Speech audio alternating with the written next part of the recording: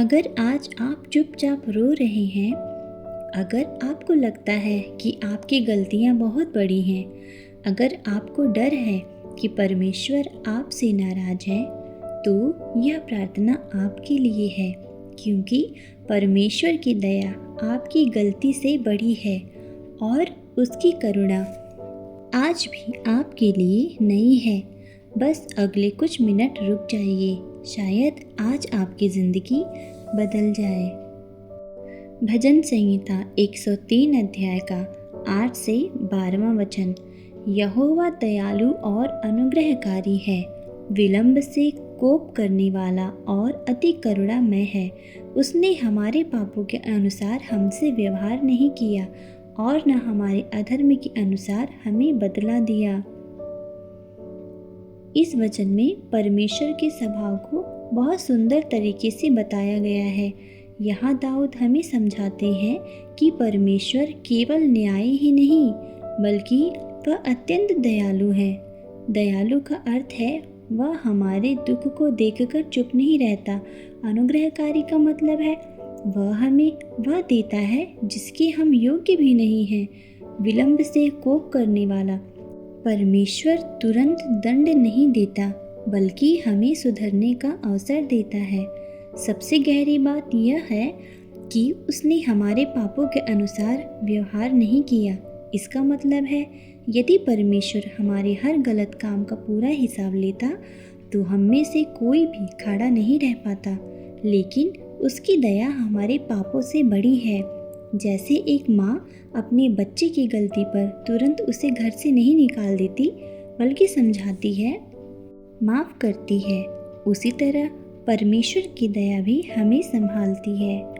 विलाप की 3 अध्याय का 22 और 23वां वचन। यहोवा की अटल करुणा से हम नाश नहीं हुए, क्योंकि उसकी दया कभी समाप्त नहीं होती, वे प्रतिदिन नई होती रहती है। यह वचन हमें आशा देता है। परमेश्वर की दया सीमित नहीं है, वह कल भी थी, आज भी है और कल भी रहेगी, प्रतिदिन नई होती है। इसका अर्थ है कि चाहे हम कल गिर भी गए हो, आज फिर एक नई शुरुआत संभव है। हर सुबह जब सूरज निकलता है, वह इस बात का प्रमाण है कि परमेश्वर की दया फिर से हमारे लिए तैयार है। मीका 7वें अध्याय का 18वां और 19वां वचन कहता है, तेरे समान ऐसा कौन परमेश्वर है जो अधर्म को क्षमा करता है। वह फिर हम पर दया करेगा और हमारे सब पापों को समुद्र की गहराइयों में डाल देगा। यहाँ परमेश्वर की दया को क्षमा से जोड़ा गया है। वह केवल माफ़ ही नहीं करता, बल्कि हमारे पापों को समुद्र की गहराइयों में डाल देता है। मतलब वह उन्हें बार बार याद नहीं करता है। मनुष्य अक्सर कहता है, मैंने तुम्हें माफ़ तो किया, लेकिन भूल नहीं सकता।